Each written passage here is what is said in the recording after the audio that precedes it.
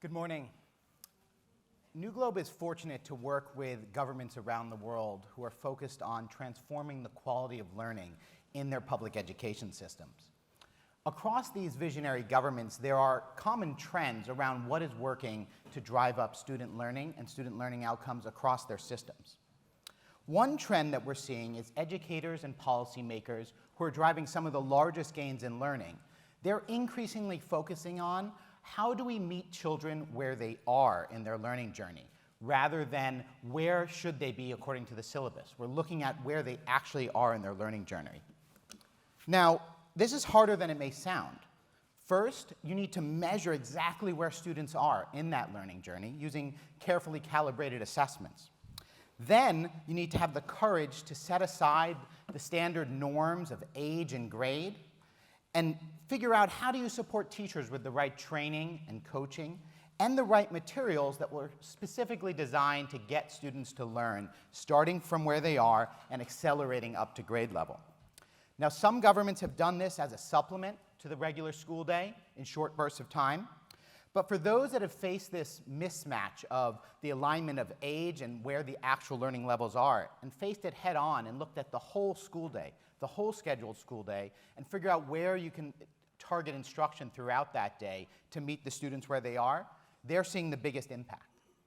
Now, more and more governments relying on the data have the courage and the confidence to measure that student learning, even if it starts far below grade level, to announce that those levels of learning to the stakeholders within the system so they can act upon it, and then support teachers with the right materials and the right training. Now, there are a lot of questions and hard challenges faced when doing this. If a child cannot read in grade 4, which happens in many places, does it make sense to be teaching that child social studies with a textbook that they can't read? If the average fourth grader can't read a single sentence, as we saw with Jaime Saavedra from the World Bank showing some of the statistics, should the teachers keep using materials that are geared for students who are able to read 60 to 80 words a minute? If so, the child gets further and further behind. To solve this, though, requires a pretty Herculean task. Not just figuring out exactly where the student learning levels are, but then getting the right materials to tens of thousands of teachers in tens of thousands of classrooms around the country, and then helping everyone from the teachers and all the way up through the system change their practices of teaching.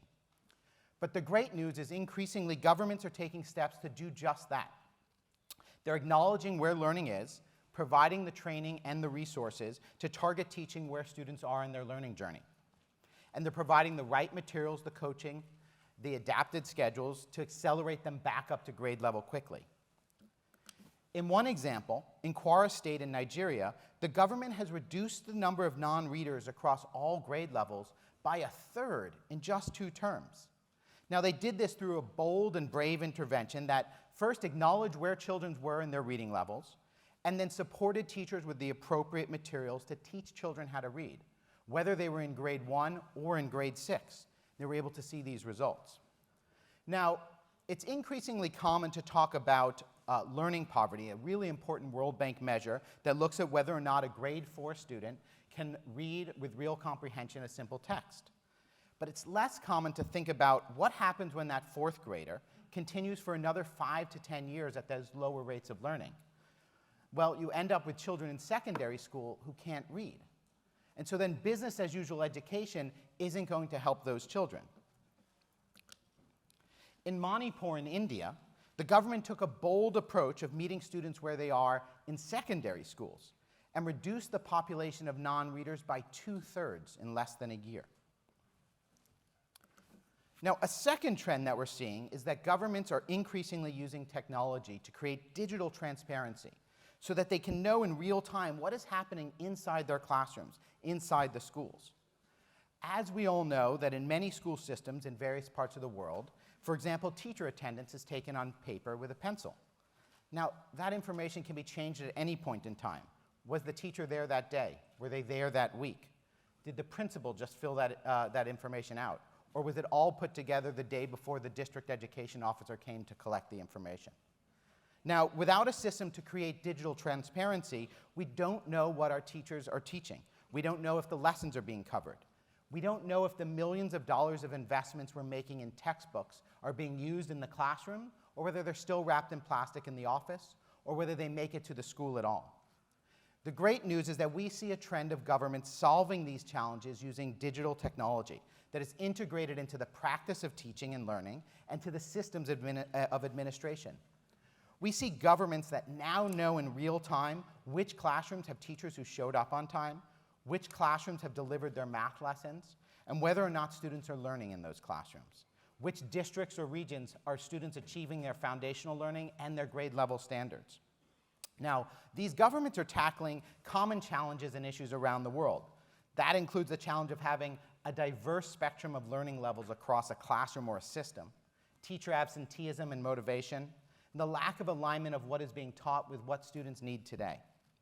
But by tackling these challenges, these governments are seeing changes in both teacher and school leader practices and the benefits to the overall system.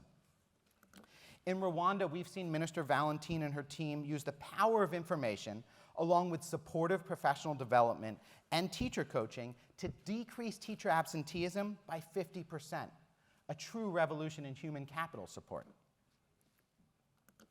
Now, a third trend we are seeing is that governments are putting increasing resources into evidence-based teacher support, not just proclaiming that their teachers should teach better or that they should get better teachers, but proudly saying that our existing teachers in our existing schools, they can deliver on a country's objectives if they're provided with the right support.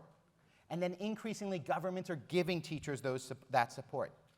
First, by training them on new classroom practices, including small group and homogeneous instruction, how to give direct feedback quickly to students, and teaching them how to help their children productively struggle while learning new concepts.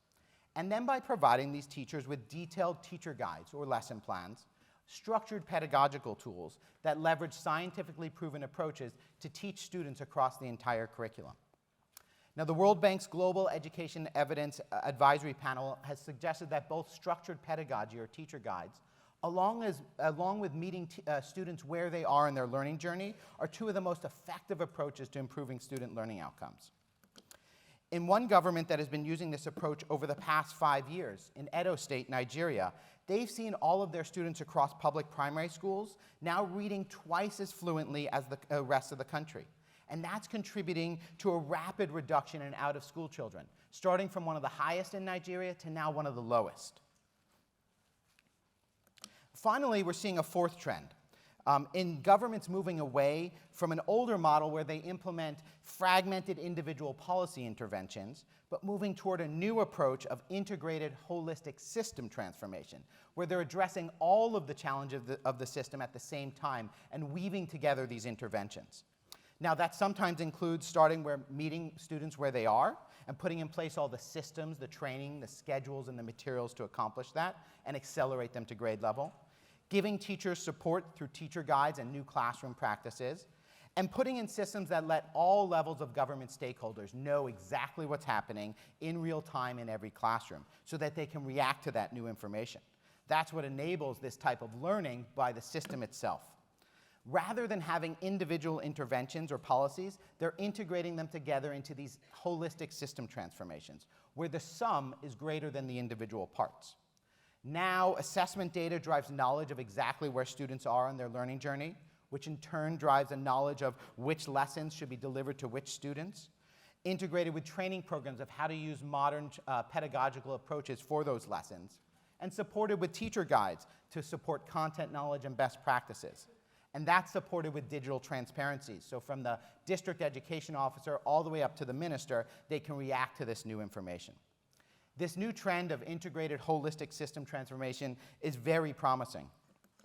For example, we've seen the government of Lagos, which is responsible for educating children in the 5th largest city in the world, significantly reduce their levels of learning poverty, of students who can't read. 3 years ago, Lagos State Public Schools had learning poverty levels on par with low-income countries around the world. And in just 3 years, they've accelerated that to levels on par with middle-income countries in 3 years. Public schools in Lagos are now producing some of the top pupils on Nigeria's National Common Entrance Exam, which is a testament to their holistic transformation. So altogether, we see clear trends emerging when you look and analyze of what's working across the world to drive up student achievement, looking at different geographies and different contexts. And that makes me quite hopeful about all of our abilities to drive up student learning outcomes globally. Thank you very much.